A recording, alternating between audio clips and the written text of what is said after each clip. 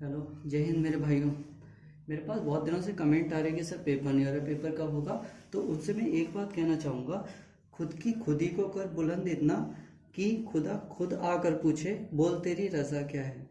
तो ये जो शेर है, तो इसके माध्यम से मैं सिर्फ एक ही बात कहना चाहूँगा, अपनी तैयारी को इतनी मजबूत करो कि जब भी पेपर हो इससे मतलब नहीं, इससे फ़र्क नहीं पड़ना चाहिए। उससे जब भी पेपर हो उस पेपर को तोड़ कर आओ और उस पेपर में सिलेक्शन लेकर लौटो। तो अपनी तैयारी को मजबूत करो, इस पर फोकस मत करो, क्योंकि जब तैयारी मजबूत होगी और पेपर जिस दिन होगा उस दिन कोई तुमसे कुछ नहीं कह पाएगा।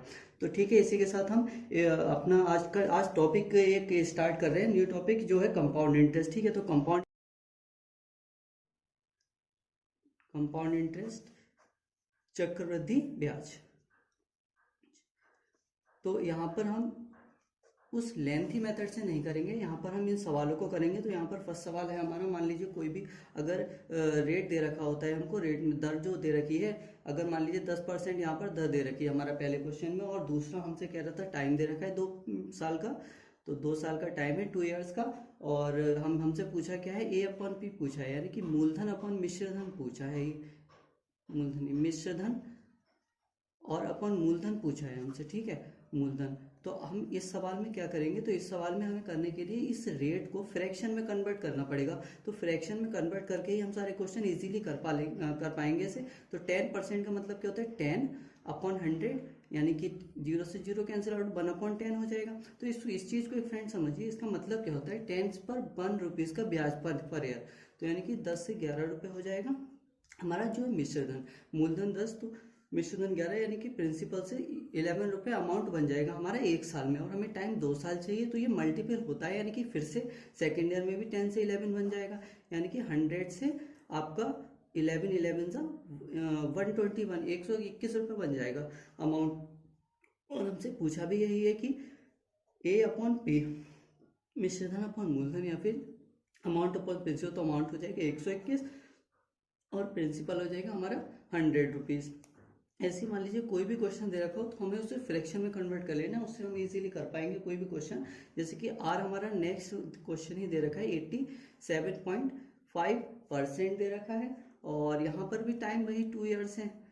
ठीक है फ्रेंड्स, और यहाँ पर भी हमसे पूछा क्या है, आपका ए अपॉन पे ही पूछा है इन्होंने। अब आप एक बार बताइए, आर इक्वल टू 87/5, 87.5। तो इसको हम अगर ये हटाएंगे, परसेंटेज 100 से डिवाइड करेंगे, पॉइंट हटाएंगे, 0 बढ़ाएंगे, 25 से डिवाइड कर लीजिए, 25 4 ज़ा और 0, 25 3 ज़ा 75, और 75 और 5 और 12 1, तो 5 25 5 ज़ा 125, 5 7 ज़ा 35, 5 8 ज़ा 40, 7/8 हो गई है फ्रैक्शन वैल्यू। इसका मतलब क्या है, 8 रुपये हैं तो 7 रुपये इंटरेस्ट या ब्याज मिलेगा हमको। तो 8 रुपये से नेक्स्ट ईयर अगर हम देखें तो 8 + 7 आपका 15 हो जाएगा ये, ठीक है। और नेक्स्ट ईयर अगर हम देखें तो 8 फिर से हो जाएगा, 8 से 15, तो फाइनली 8 8 ज़ा 64 और 15 15 ज़ा 225 रुपीज़ बन जाएगा हमारा। तो अगर हम ए अपॉन पी देखें यहाँ से, तो ये हमारा बन जाएगा 225 ए, यानी कि आपका मिश्रधन बन जाएगा, और पी का बन जाएगा हमारा 64 बन जाएगा। तो ये हमारा रेशियो आ जाएगा फाइनली। तो इससे हमने इजीली कर पाए, इससे हमें कोई भी फॉर्मूला लगाने की इतनी ज़रूरत नहीं है। जो कंपाउंड इंटरेस्ट का फॉर्मूला है, ए इक्वल टू पी 1+r/100, उससे क्वेश्चन लेंथ ही हम करें तो हमें इजीली इससे कर पाएंगे। मान लीजिए कोई और क्वेश्चन अगर दे रखा होता है, एक और हम देख लेते हैं। आर इक्वल टू 5% है, ठीक है, और यहाँ पर आर इक्वल टू 5% है, टाइम अगेन मान लीजिए 2 ही ईयर्स है, और अगर मान लीजिए हमारा प्रिंसिपल इस बार हमें गिवन है कोई 16,000 है मान लीजिए, ठीक है फ्रेंड्स। और कंपाउंड इंटरेस्ट हमको फिर से अगर वो पूछ ले, तो अब हम क्या करेंगे, हम इसको 5 को पहले तो फ्रैक्शन वैल्यू में इजीली कन्वर्ट करेंगे। तो ये 5/100 लिख देते हैं हम इसे। तो आप देखेंगे 5 से डिवाइड हो जाएगा, 5 1 ज़ा 5 2 ज़ा 10, और तो 1/20 हो जाएगा। इसका मतलब क्या हुआ, ये 20 से 21 हो जाएगा 1 साल में, 2 साल में हो जाएगा ये 2 ईयर में, फिर से 20 से 21 हो जाएगा। इसकी मल्टीप्लाई इधर करने लेफ्ट राइट, तो 400 से कितना बन जाएगा हमारा, 441 हो जाएगा ये, 441। तो अब अगर हम देखें कि हमारा 400 से 441 बन गया, तो यानी कि ये वैल्यू हमारी प्रिंसिपल वैल्यू है और ये वैल्यू हमारी अमाउंट है या फिर मिश्रधन है। तो हमको जो गिवन था यहाँ से हमें केवल इतना करना है कि हमें ये यूनिट हमने तो 20 यूनिट माना है ना, 20 यूनिट से 21 यूनिट हो रहा है। तो अगर हम देखें तो 400 हमारा नहीं है प्रिंसिपल, जो है वो हमारा प्रिंसिपल 400 यूनिट है। तो हम एक यूनिट की वैल्यू कैसे निकालेंगे? ये प्रिंसिपल हमारा देखिए 16,000 है दे रखा है, लेकिन हमारे हिसाब से तो 400 है। तो 400 से अगर डिवाइड करें तो ये एक यूनिट की वैल्यू आ जाएगी। 2 जीरो से 2 जीरोस कट के 4 4 जा 16 और 0 यानी 40 आ जाएगी हमारा यूनिट।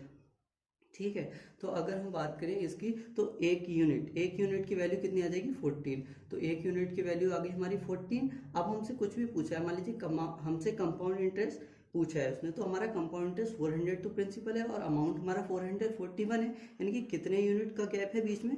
41। तो 41 हमारा क्या हो गया? यही तो हुआ कंपाउंड इंटरेस्ट। तो कंपाउंड इंटरेस्ट अगर हम निकालें यहाँ से तो कितना हो जाएगा? ये आपका 40 यूनिट, एक यूनिट की वैल्यू तो 40 है और हमारा कंपाउंड इंटरेस्ट कितने यूनिट आया है? तो 41 यूनिट आया है।